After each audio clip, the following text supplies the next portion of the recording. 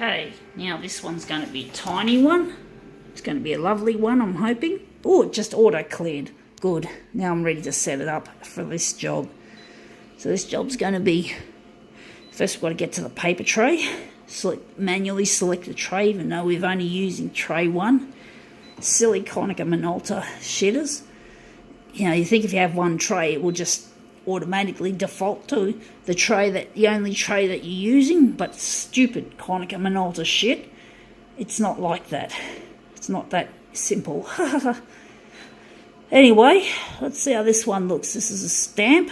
I just blew my cover. It's a stamp. Okay, I've just told you it's a stamp, but stamps often look really nice on this machine, even though Konica Minolta have made a fucking mess of photocopier design in general, such as having to make 3 operations to make a photocopy. You'll soon find out once I've set this shitter up.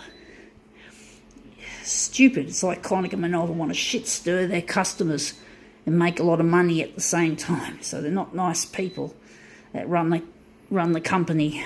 The man in Japan who's the CEO over the whole company, I'm sure it's in Japan because it's a Japanese company, and I think it's based in Tokyo, not sure, but this machine was manufactured, the bottom of it was manufactured, the pedestal was manufactured in Vietnam, and the actual body of the actual photocopier itself was manufactured in China. So there's a bit of slave labour going on there, I suspect. It's how things become so cheap, but they're still not cheap. That's the thing. Anyway, we have here a postage stamp. Let's see how we can make this one look. We're just going to place it on the glass. Hopefully I can put it close enough to the centre so it looks nice. Let's see how we go. But yeah, it's a real shame that companies like Konica Minolta don't allow spare parts to be available any longer than 5 years now. It used to be 10 years from when I was young. I used to think photocopiers should last at least 10 years, but now it's gone down to 5 years. And I used to wonder why libraries and print shops would often replace. I keep using the word upgrade, but that's not the right term, replace. So these machines have to be replaced on a regular basis because you simply cannot get spare parts for them. And that's just such a crying shame. I really love photocopiers, even though they're not perfect. I still find it annoying that the industry insists on making machines obsolete early.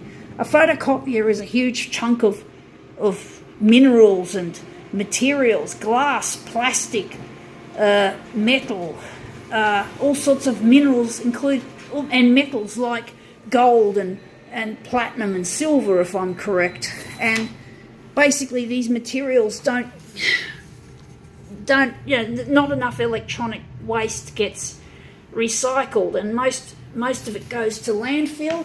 Some of it goes to the high temperature incinerator. It is not acceptable. And if we didn't have, and the only way to deal with this waste that we make, like my old C353, is to strip it and to pull all the plastics off and grade the plastics, whether it's polystyrene or polyethylene, whether it's metal like aluminium or steel or copper. I don't know if it uses polyethylene, but I know polystyrene is a common material. I think it's polystyrene. It's probably changed, but basically, it's a headache. Pulling something like this to every little piece is a headache, and not everything can get recycled, I'm pretty sure.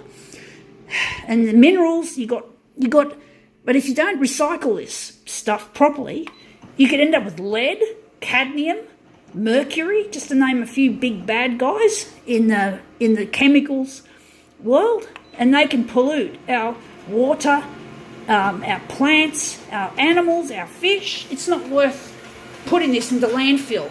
But the best thing to do is to make it more easier, and you do have to recycle less, is simply make the machine last longer. It's not rocket science. It's fucking, these people who are in charge of the industry are fucking the worst kind of people. They're the fucking money fuckers. I call them money fuckers. It's a derogatory term for a greedy person. I've got no respect for them. I will call them names and call them names until they fucking do the right thing. And I don't care. If they think my videos are offensive, they can go fuck themselves. I'll use more foul language to describe them and to insult them because I have no fucking respect for the status quo. The status quo's got to change or the fucking world is going to die. And including the fucking assholes who make these problems, they can't escape the foulness of the fish. And I'm sure in Japan, yes, they love sushi. How are they going to get sushi without the fucking mercury and the fucking whatever else gets into the fucking systems?